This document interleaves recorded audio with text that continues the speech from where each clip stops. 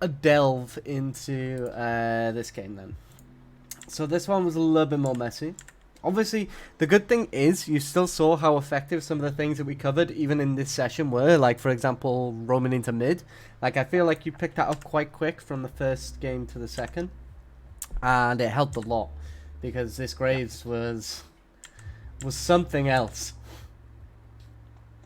Yeah. So first up, first thing here though, when we actually walk into like lane like this, and this Braum is positioning up here like this, take this time to just get control of this brush. Okay. Just because if you're in here, then they're not going to be able to see you. So if, say, for example, you throw things out, it's going to be much easier to land. Now, Braum can potentially throw Q in there, but even if you get Q by a Braum in there, it's not going to be too bad. The only time you need to be considerate of things like this, though, is if, say, you're against a Pike or a Thresh or a Blitz, where you need the minions. But if you don't need the minions as defense, then you can potentially look to just harass them as much as you can. Again, on Zyra, everything is a little bit slow until level 2, if not level 3. So that is, a consideration, but this was fine. We got nice poke here. So now this is good poke in prep for level 2.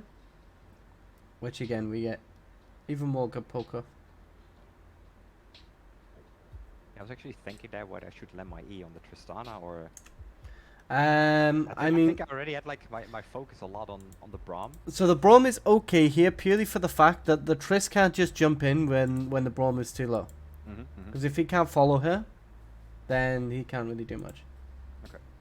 The only problem is here is that obviously Jin's pushed this wave too like really hard and now it's into them.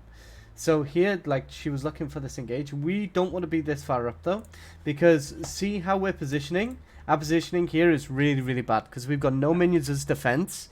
And even though we have rooted her here, like, we're not level 3 yet. And if she jumps on us now, then we don't have our route to actually return trade. Yeah. So just be careful about walking this far up. Just because we still want to be behind minions. But you can see we get hit by that. And then she jumps on us.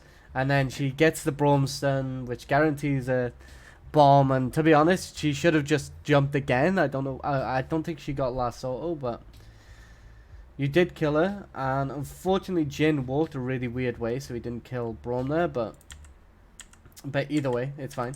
So yeah, here, like, control wards are great. Don't get me wrong, but you're a damage dealer. Like, you just want to do damage.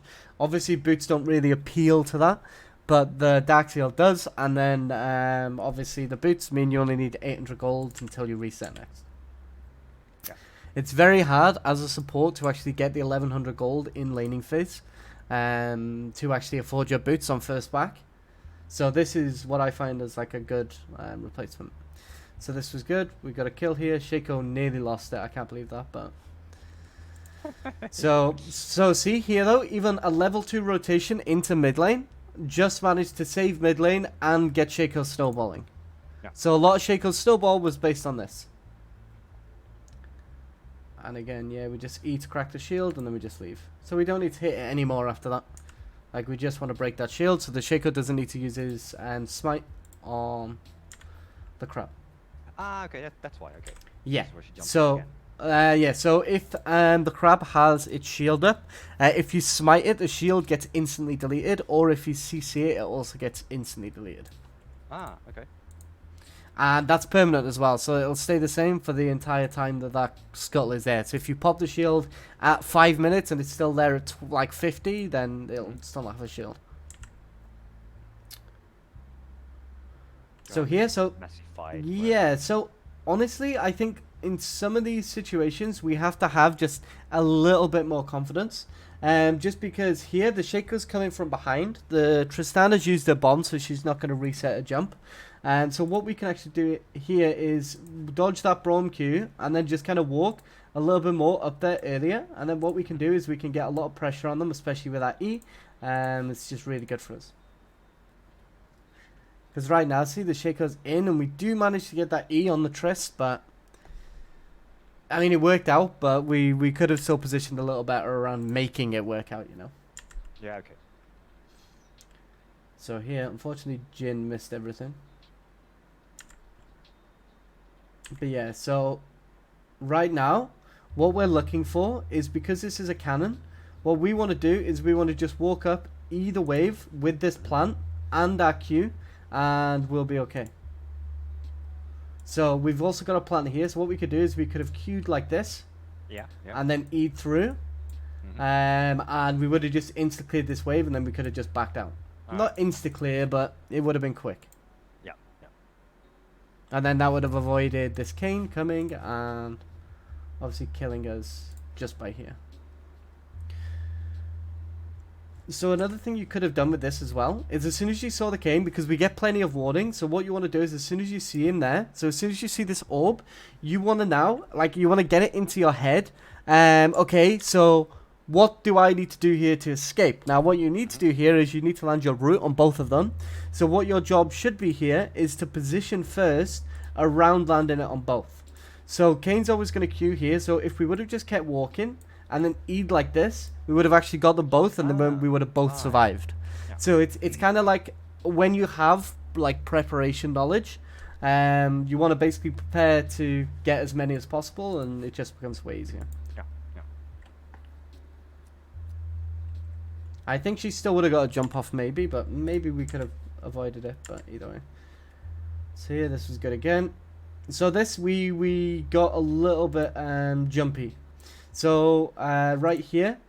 So where's he going to run to, you know? Like, where's he running? Juice Tower. I mean, potentially, but so one of the main things you always want to kind of look at on champions is where their face is currently positioned. So the face of a champion will tell you exactly where they just clicked. So right here, see, your face is facing here, because that's where you've just clicked. Graves' face is facing here because he's trying to walk up here.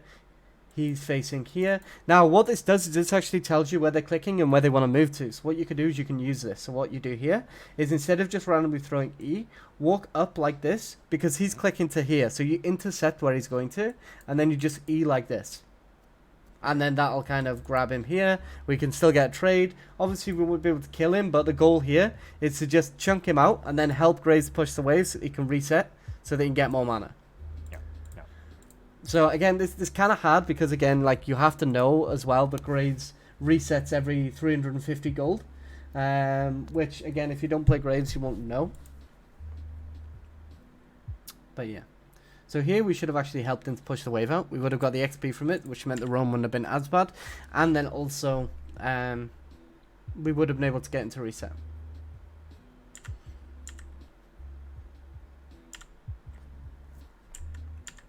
Right, so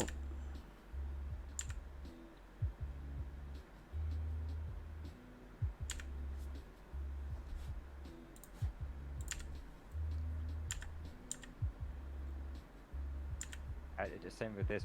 I mean, you should just take Drake there, and then Shay got like, he might be very good. I mean, to be honest, like I think it was kind of okay what he did. Like Mountain Dragon is an important dragon, don't get me wrong, because it's broken, and Kane is top getting a Herald, but this is around an entire kill worth of gold in his jungle and a blue buff. Yeah. So in theory, it's not that terrible. Especially since in these kind of elos, like flipping objectives is, I guess it wasn't a flip because Kane was top, so, but it can be risky. Especially with a Braum with 6, but I don't think he had it at the time, so.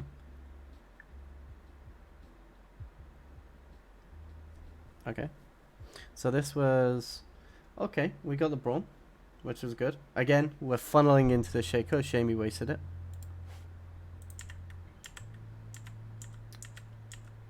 So,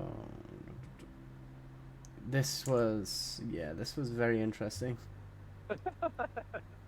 Like they're just all yeah, but crammed also in this, I mean, this was so obvious that was happening because I think I even pinged it. Like, yeah, I just have to get this. So yeah, we a little bit of a waste of exhaust, but yeah, get the knocker from the. Yeah, this. I was actually surprised here because did you see? I stepped away. Right. Yeah, yeah. Like, so okay, I just step out of it. Yeah, and so it still knocked me up. This is useful, and this is useful to know as well. So on your champion right now, where do you think your hitbox is? What, on my champion? Yeah. Yeah, but I'm not throwing any abilities, right? No. As in, where's your hitbox? Yeah, but then I don't understand your question. your hitbox. It's the area of effect that will hit your champion if they throw it. So, where on your champion, if they throw skill shots, will you get hit with them?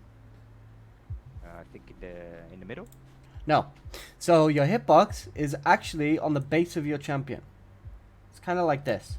It's kind of like you know them like little football playing things, like them like footsie things. It's kind of like that. This is the base, the like circular bit, and then this is just model. So what you'll actually find is sometimes if you throw a skill shot like this, it just won't hit, even though it looks going to hit them in the head. It just won't hit because it completely misses their skill shot, their hitbox. So what you always want to look to do when you're throwing your abilities is always try and wrap them around their ankles, because even if you hit it like this, it will actually still hit them.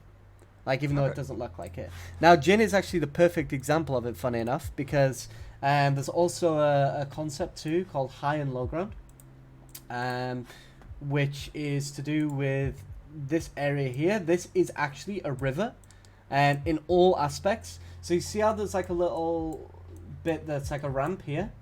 Yeah. So this is actually a ramp.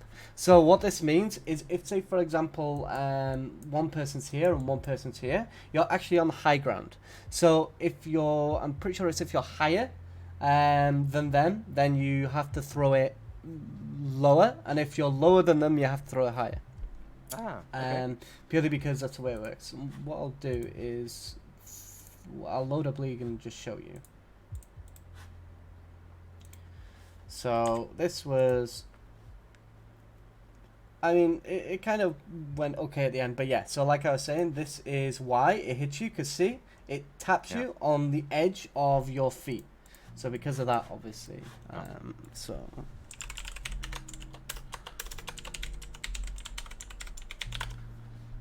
Oops, one sec.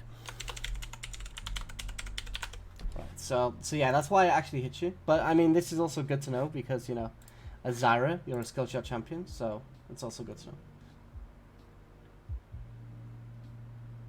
You just walked away because I knew the game was still there. Yeah, it was really good that you walked away. I'm definitely dead. Yeah, it was good that you left. And obviously Jin stayed here, then died because, yeah, it was game. Because Jin, yeah. I mean, it's... this happened, so don't worry. It's... The Jin was an interesting player, if we're going to put it like that. Where Shaco gets the double, yeah.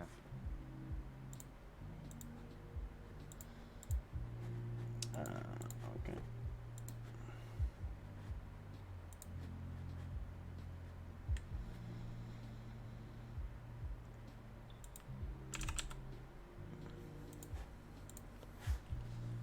Okay, so...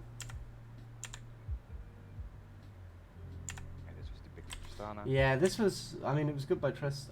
So here we just kind of want to... I really didn't expect her to be there. I really did. Yeah, so the problem here actually is that we walk way too close, and that's actually what gets us. So because we walk so close here to put this board down, and then we keep walking when we put it down, see? If we watch it back. Oops, one second. There we go.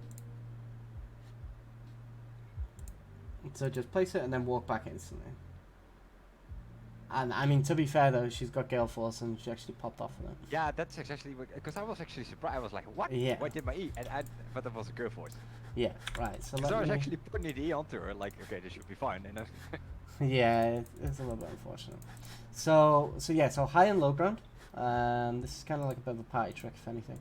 So see how, so this dummy is up top here, and this one's in the river. We'll turn this off for now. So if, say, for example, this one's in the river, you think, okay, this is perfect, right? And this looks normal. Now, what if we go like this? This is, do you think this is going to hit? No. It does. Oh. So, because we're on high ground, we can, so when we're on high ground, we have to throw things higher. And if we're on low ground, we have to throw things lower, because if we look here, look at this skill shot. It looks like it's going to hit, right? But yeah. like a lot of them just won't. So if it's slightly off, It won't hit, even though it looks like it will. And this way you get like thresh hooks and stuff that look like they're going to hit, but they don't. And you can see it's actually applicable until here when we're on the equal ground. Same here. So because we're on low ground, we have to fire lower. Because the indicator will change. So see? It doesn't look like it's going to hit whatsoever. No. But then it just does. But that's because we're on low ground. And then here, this one just doesn't hit at all. Oh, funny. So this is something to always take into consideration when you're throwing skill shots, but also when you're dodging. So if we're like running away from somebody and we're on low ground, because they have to shoot lower, what we can do is we can just keep walking downwards to dodge instead of upwards to dodge. Yeah. So it's useful to know, very useful to know. I mean, even I forget sometimes, but it's very good when you're playing like skill shot champions. Yeah, it's crazy. It's crazy. It's kind of insane. It's because the map is technically a it's a 2D map, but it's designed as if it's 3D. If that makes sense. Yeah. Right. So.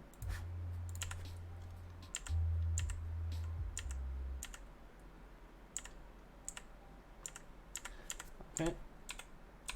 So this was fine. I mean, if nobody's going to claim the wave, then we will.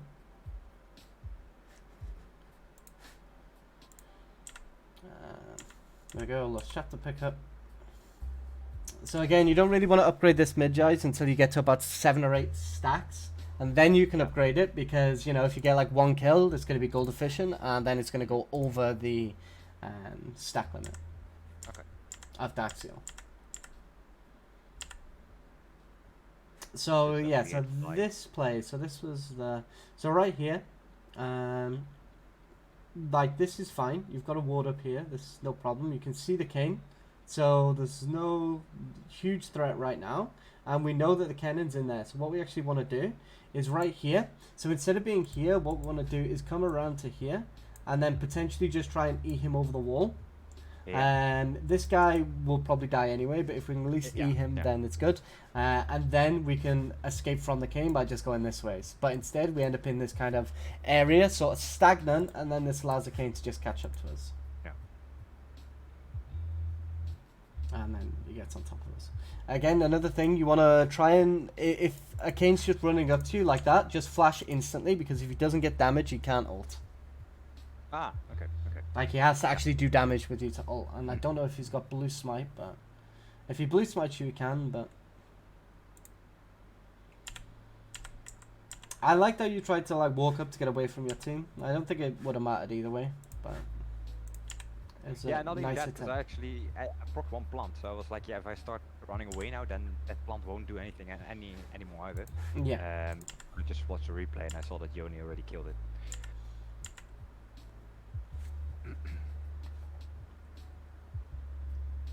Here as well, I just don't like fights like these because it's such a pocket and we're just not in a position where we can really. Yeah, a little bit. I mean, it feels a bit dangerous because you see people coming from everywhere and it's just, yeah. Yeah, I mean, it's okay though. I mean, we get the Yone here, and then. Yeah, but now I get shot. I think by the. I get back in. I think this is where. I think the sun was coming somewhere over here, right? Oh, no, I don't think so. Oh, this is where we got the prom, I guess.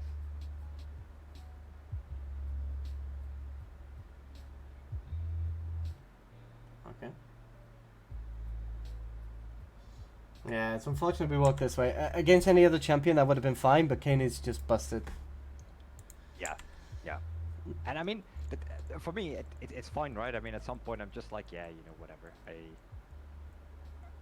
It is what it is. I mean, then you don't get the kill, but the problem is that in this elo, people just keep chasing until they killed it or either die themselves. Yeah, but then that also gives you the opportunity to just go and steal farm as well. Yeah, and that was also like what I was a bit lost again in this game because it was like, yeah, okay, should I follow the Shaker? But the Shaker was like everywhere, and I was like, yeah, kind of weird. Yeah, this was a good ult. So I don't know if you did that on purpose, but this is one of the ways that you can use your ult on Zyra, where if they've got a diving champ, you can either ult the person kind of diving, like, so if their entire comp dives at the same time, which doesn't usually happen in solo queue because there's no coordination, but and you can just ult all of them like that. Or what you can do is like this situation, where this Yone is diving, and then these two want to dive as well. But what you can do is you can drop your ultimate and deny them the ability to dive. And Yeah, then, well, I actually wanted to knock them up all three, but yeah, just at Yeah. the point when my ulti, yeah, basically the procced, he was already like jumping out. Yeah, and it doesn't broke matter middle though. It for was me. still effective because you still bought time Yeah, where exactly. they are now this far away and this Yone does. Yeah, yeah. So it doesn't really matter too much. It was actually a good ult. But here, so one thing we want to be getting into the hang of doing as well is every time we get a kill, instantly look down at the minimap. Just instantly look and see what's happening. Because right here, we could have actually chased these down too. So we killed a Yone. So this is great. And now, these two, there's a Shaco chasing them as well. And we just come back and we play as if the fight is over. And then this ends up, I mean, Shaco still gets a shutdown, to be honest. But we also don't get like an assist on the cannon. We don't manage to kill him. And he actually gets the Braum as well, which luckily we get an assist on because of our plants.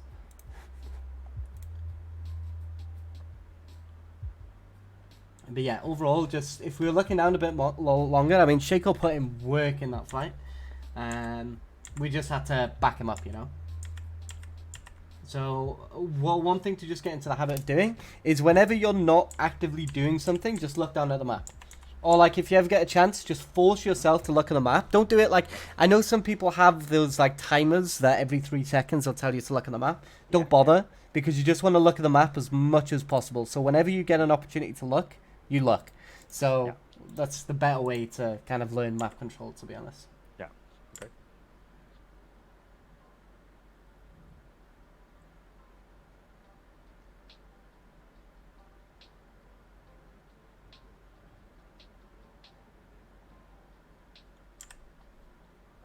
This started off okay.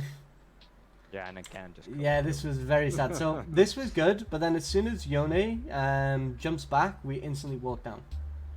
So right here. So this was kind of good to dodge some of his stuff, but then here, oh actually I don't even think we could have walked down either. I think we're just dead no matter what, to be honest. We could have potentially sidestepped this, so walked to here and then maybe eat him and killed him. But it would require you to like actually play it like mechanically perfect, and also been very wary of the area as well. Yeah, Which, and you know, was, is at hard. that point I was lost because I dropped my ulti, right? Yeah. They kind of engaged, so I wanted to help them. Then Yone knocked me up, and I was Yeah. more like in this escape modus, where I actually forgot that the cannon could still be there. So yeah, and then you're just dead because the moment you see him, you're already too late. Yeah, a little bit. So this was good. Obviously, you probably didn't need to drop ult here. I think the ult was a bit overkill. Yeah. But yeah, just landing an E and getting him here, like this is really good because, I mean, you can't really respond.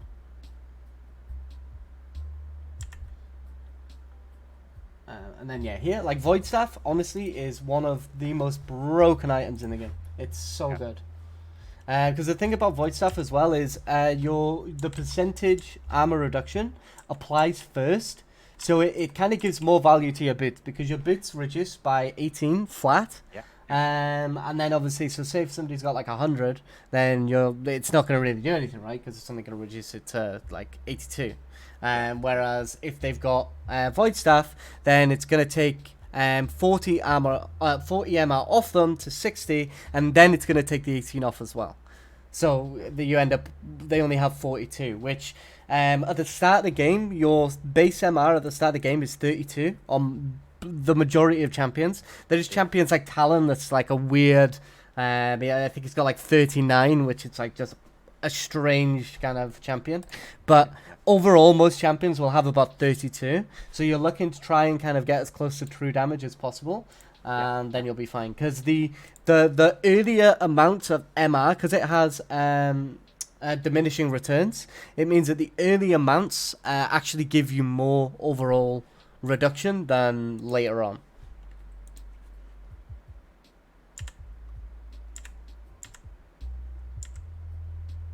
Okay, so this was probably the game-ending play. So right here, see? So if we look, see this Jhin? See how it hit there? Did you see that? So because his W hit, we know that there's somebody in that brush. So what we want to do is we want to just walk up and just eat the brush and just unload everything, Oh, yeah. and then we'll just kill the cannon before he even gets a chance to ult.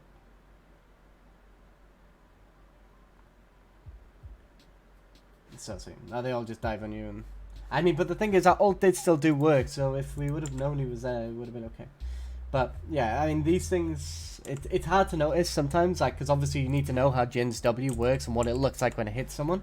But yeah, like, so these things, that was probably the straw that broke the camel's back. But I mean, overall, not bad. I mean, it was unfortunate that it was a loss, but I mean, there was still plenty to take away from that. So yeah, so do you have any kind of questions or anything about anything we covered before we wrap up, or? No, I think if you can put some kind of summary in the Discord chat or whatever, then it would help. So I will upload both of the VODs to YouTube straight away. Oh, okay. So you've just got them to watch back whenever you want. Yeah. Okay. Did you have any questions or anything, or? No, it should be fine then. Just yeah. Okay. One thing I would recommend though is, do you have any sticky notes anywhere? Well, I can arrange them. Okay, so one thing you want to do as well, and it'll help you a lot, is obviously when you get a chance to have a look back at this or whatever, what you want to do is put some notes of things to improve on the sticky notes, and then just stick them around your monitor so that you're constantly reading the things that you need to improve on. And then by doing that constantly, even if you're not actively reading them, like, it's still on your monitor, right? Like on the edges, so you'll still be reading them even if you're not trying to. So it means that you'll just you won't forget to, you know, rotate through mid, like you won't forget to pick up a dark seal or upgrade to Medjez at 9 stacks, just stuff like that, you know. So that helped a lot as well, so I think try that too. But yeah, otherwise, then good luck with your games. I mean, we're very close to gold now. I think it's very soon. Yeah, I think just keep playing the way you are and implement the things we've discussed, and I think you'll get gold in no time. Yeah, I hope it's possible within this season. I think it is. I honestly think looking at your play now compared to our last coaching session, like, it's improved a lot, even the way that you're kind of doing things. So yeah, I'm pretty confident you'll get to gold. So we'll get that ticked out of the way, and then maybe aim for platinum. We'll see. Yeah, no, that's definitely the next step. But let's first get to gold. Yeah, let's get gold out of the way. Yeah, no worries then. I'll catch you in a bit. Good luck with everything, and enjoy your day, my dude. Yeah, well, no problem, man. Yeah, Thanks for the, catch you in a bit, now. man. No worries, in a bit, man. Bye. All right, bye.